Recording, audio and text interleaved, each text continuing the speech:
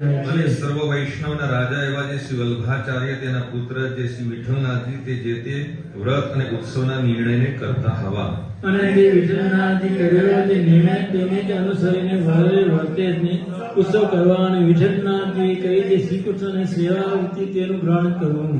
અને સર્વે જે અમારા આશ્રિત તેમણે દ્વારિકા આદિ જે તીર્થ તેમની યાત્રા જે તે પોતાના સામર્થ્ય પ્રમાણે યથાવિધિએ કરીને કરવી અને વળી પોતાના સામર્થ્ય પ્રમાણે દિન જનને વિશે દયાવાન થવું. અને અમારા જે આશ્રિત તેમને વિષ્ણુ, શિવ, ગણપતિ, પાર્વતી અને સૂર્ય એ ભણ્યા હોય તેમણે શ્રી કૃષ્ણ ભગવાનનું નામ કીર્તન કરવું. અને પછી શ્રી કૃષ્ણ ભગવાનને નૈવેદ્ય કરીને પછી તે પ્રસાદી એવું જે અન્ન તે જમવું. અને તે આપણે જે વેદના તેમને સુરાપાળે વિશે પ્રીતિ કરી શ્રી કૃષ્ણ ભગવાનની સેવા પાલન થવું. અને નિર્ગુણ કહેતા માયાના જે જળ પણ ક્યારે ન પીવું.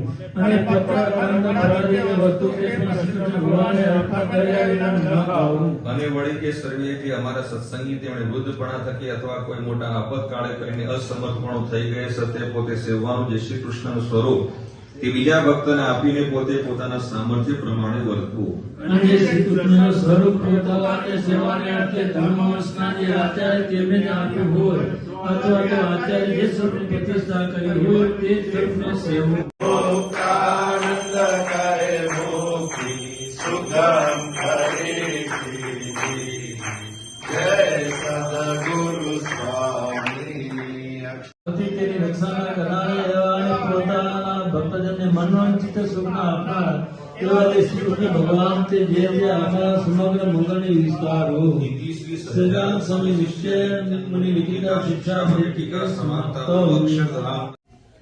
મણિનગર શ્રી સ્વામિનારાયણ ગાદી સંસ્થાન શ્રી સ્વામિનારાયણ મંદિર અરુસામાં યોગીની એકાદશીના પાવન દિવસે પૂજનીય સંતોના સાનિધ્યમાં પરમ પૂજ્ય આચાર્ય શ્રી જીતેન્દ્રિય પ્રિયદાસજી સ્વામીજી મહારાજની અનુજ્ઞાથી શિક્ષાપત્રી દ્વિશતાબ્દી મહોત્સવ અંતર્ગત શિક્ષાપત્રીનો સમૂહ પાઠ કરવામાં આવ્યો હતો.